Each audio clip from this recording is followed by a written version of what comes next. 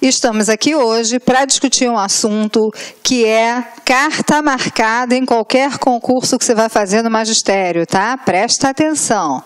O assunto é tendências da prática pedagógica, mais conhecidas com o nome tendências pedagógicas, né? Mas a gente já está dizendo que elas são da prática. Então, você presta atenção aí, faz as suas anotações, porque a aula de hoje, com certeza, vai te ajudar a entrar, a conseguir aquela vaga que você tanto sonha no local de trabalho onde você tanto quis, tanto desejou estar. Então, preste atenção, é uma aula que tem detalhes, sim, tem detalhes. Eu vou dar para vocês aqui todas as dicas possíveis para você poder ter maior facilidade para dominar esse assunto, mas eu preciso que você preste atenção aí, tá? Então, faça as suas anotações e preste atenção.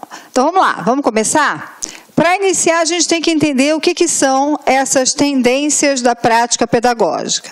A gente já vem discutindo, em outra aula que a gente discutiu essa relação de educação com sociedade, a gente sabe que todo esse contexto social, político, cultural, ele traz influências muito grandes na escola e na proposta de trabalho que aquela escola tem e oferece aos seus alunos.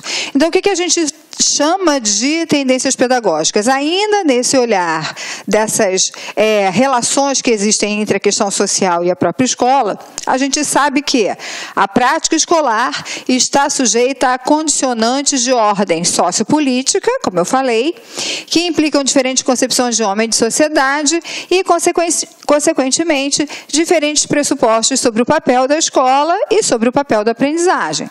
Então, as tendências vão discutir práticas pedagógicas fundamentadas em objetivos sociopolíticos.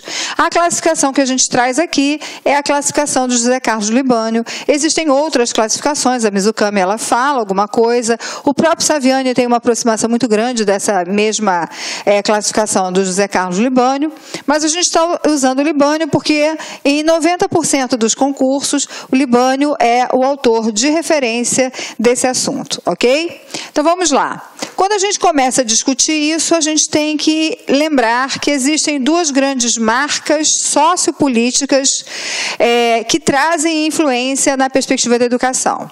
Uma delas é justamente a influência do pensamento liberal, que vai fundar para a gente tendências liberais. Do outro lado, a gente tem o pensamento socialista, que vai gerar na gente as tendências progressistas. Então, de um lado, as tendências liberais, apoiadas num pensamento liberal, apoiada em pensamentos pró-capitalismo, pró-produtividade, produzir um sujeito apto para o mercado de trabalho, manipular o sujeito para aquele mercado de trabalho, e, de outro lado, as socialistas, que aqui a gente chama de progressistas, com um olhar nas diferenças, com um olhar na perspectiva de transformação, com o olhar da crítica, ok? Então, os dois pensamentos sociopolíticos fundam uma pedagogia liberal, no movimento liberal, e uma pedagogia progressista no movimento do socialismo. A pedagogia liberal, ela traz a ideia de que a escola tem por função, a gente já discutiu isso em outra aula, mas vamos lá, preparar os indivíduos para o desempenho de papéis sociais de acordo com as aptidões individuais. Então, olha só. Preparar o sujeito de acordo com as aptidões dele. Não se engane muito com esse discurso de aptidões. As aptidões são mais ou menos assim. Você imagina o seguinte, se a menina é filha de uma mãe, tem lá, ela mora na família onde várias pessoas trabalham com beleza. Uma é manicure, outra cabeleireira, outra especialista em sobrancelha, seja o que for. Isso é o que é entendido como aptidão do sujeito. Ou seja, se ele nasce no meio onde ele interage com essas questões, é lógico que possivelmente ele terá mais facilidade de lidar com essas questões do que qualquer outra pessoa que não tenha essa possibilidade de ter essa experiência. Isso é o que é chamado de aptidão individual, tá? Isso pressupõe que o indivíduo precisa adaptar-se aos valores e às normas vigentes da sociedade de classe através do desenvolvimento da cultura individual. Então, a sociedade está aí, você precisa fazer o exercício de se adaptar. E a escola tem esse papel de preparar o indivíduo para que ele assuma esse seu papel e para que ele se adapte às normas sociais vigentes, a tudo aquilo que está posto na sociedade. Então, devido a essa ênfase no aspecto cultural, lembra que esse cultural é isso, ó, a família toda que lida com beleza e a menina vai lidar. Ou então, é o pai que trabalha com construção e aí o filho é pedreiro também, ou ladrilheiro, ou alguma coisa do tipo, tá?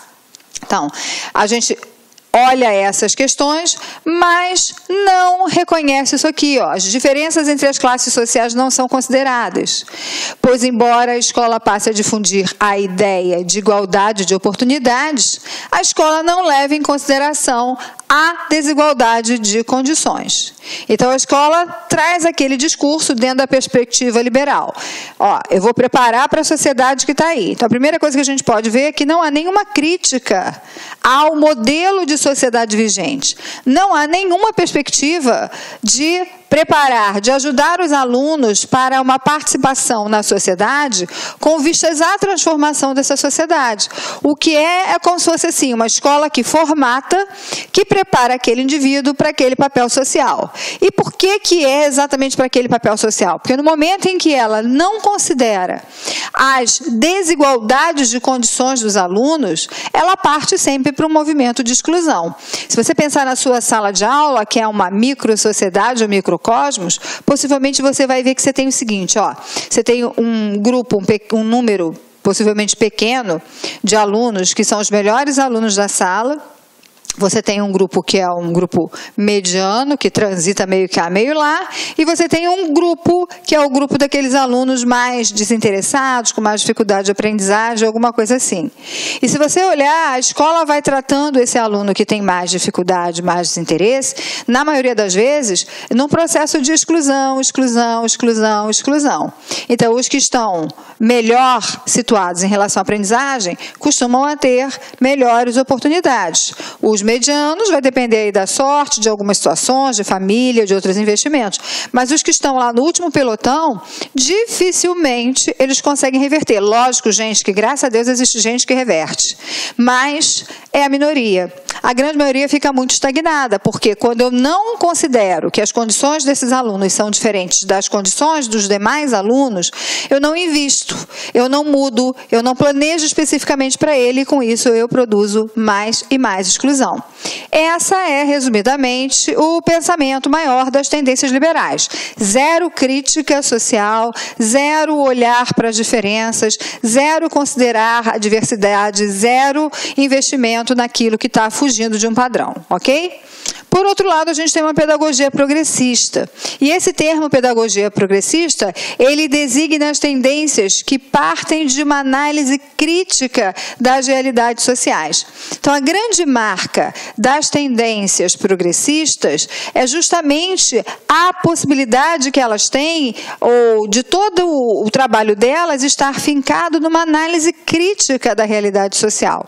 Ao invés de aceitar a sociedade como ela está e de preparar o sujeito para que ele se adapte a essa sociedade, é olhar criticamente para a sociedade, ver o que nessa sociedade pode ser transformado, caso as pessoas queiram que seja transformado, e dar condições a esse aluno. Olá, meus amigos! E aí, gostou da aula do professor? Quer continuar assistindo essa videoaula? Então, convido vocês a acessarem o lacconcurso.com.br. Lá, vocês vão encontrar a melhor preparação para o concurso da SEDUC MT 2017. Lançamos um curso pré-edital, mas podem ficar tranquilo que quando o edital for publicado, se tiver alguma alteração na nossa grade, e terá alterações, nós aqui do Lacconcursos vamos atualizar este curso de graça para vocês, desde que esteja dentro do seu prazo de acesso. Tá certo, meus amigos? Então, espero vocês aí no Lacconcursos, essa grande preparação. Nós vamos fazer de tudo para ser a melhor preparação para a SEDUC MT 2017, ok? Ah, já ia esquecendo. Você quer esse material de apoio do professor? Então, vá lá no nosso site, clique lá em materiais, faça o seu download de graça desse material do nosso grande professor. Um forte abraço, fique com Deus e espero vocês aqui no LAC. Tchau, tchau. Clique LAC.